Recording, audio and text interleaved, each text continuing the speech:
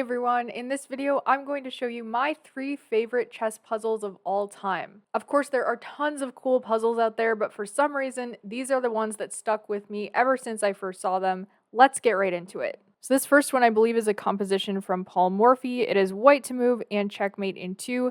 As with all of these, I'll invite you to pause the video and see if you can figure this one out for yourself. Just a reminder, white pawns are moving this way, black pawns are moving this way. That is relevant, so go ahead and pause the video and I'll be back with you in just a moment. Alright, so we only have 2 pieces left on the board. Technically, I guess just 1 piece and a pawn left on the board. Both of them can give a check, but right now, neither of them can give a safe check. If we check with the rook, we will be captured by the bishop, and that's no good.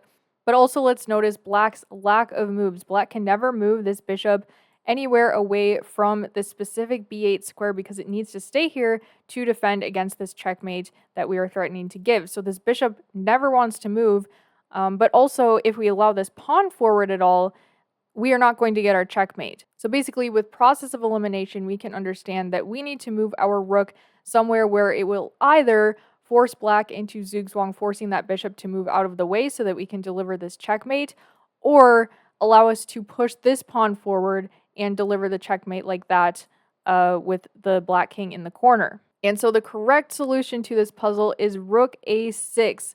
So if black does the obvious move and captures our rook, we will push forward and give checkmate with the pawn now that that b pawn is out of our way. And after rook a6, if black instead does the only other move they can do, which is move the bishop somewhere along this diagonal, we can give this checkmate again, defended by that b pawn on a7. So this is such a simple puzzle, but I think it's just a beautiful illustration of using that process of elimination to figure out what we want in a position and preventing our opponent from doing what they want in a position, giving them only bad options to play with their pieces. So this next one is one of the first chess puzzles I remember seeing. I don't know if it's actually the first one I saw, but it's the first one that definitely stuck in my memory just because it's so tricky. So after black plays the move e5, it is white to move and checkmate in just 1 move. You can go ahead and pause the video and figure this one out. So I hope you picked up on the fact that it's very important I showed you that this was black's last move because this is much more about the trick of the position rather than just finding the checkmate. We have several longer checkmates in the position, but the only one that gives us checkmate in 1 has to do with that special rule en passant. So we can capture this pawn back like this on e6, and our bishop has this discovered attack against the king. All these other squares are covered and the king has nowhere to go. So this is a fun one, a tricky one, but again, definitely one that stuck in my memory ever since the first time I saw it. And this final one is just a beautiful illustration of geometry on the chessboard. It is black to move in this position. You can go ahead and pause the video and figure this one out. And this is from an actual game, and I'm so sorry I'm blanking on the name of the players that actually played this game, but it is from a book, or at least that's where I found it, in Chess Tactics from Scratch. Maybe somebody in the comments can remind me who played this game. Some important things to note in this position: the white queen is defending the white rook back on e1. Also, if we move this rook, we'll have this discovered attack on the queen. And so the solution here kind of takes advantage of all of these things. It's a very surprising move. We are going to play rook e2. And of course, this looks like we're just giving away our rook for free. But notice that discovered attack, we are now also attacking the queen.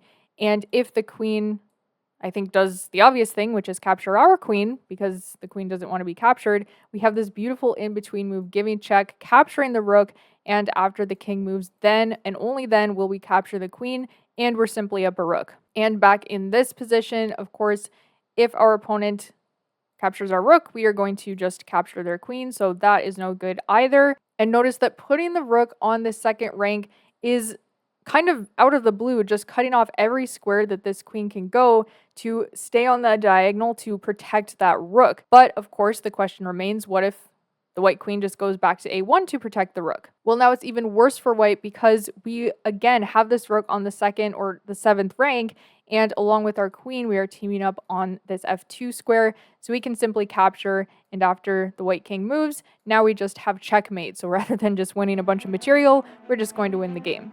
But with that, I hope you enjoyed solving these 3 puzzles as much as I did when I first found them.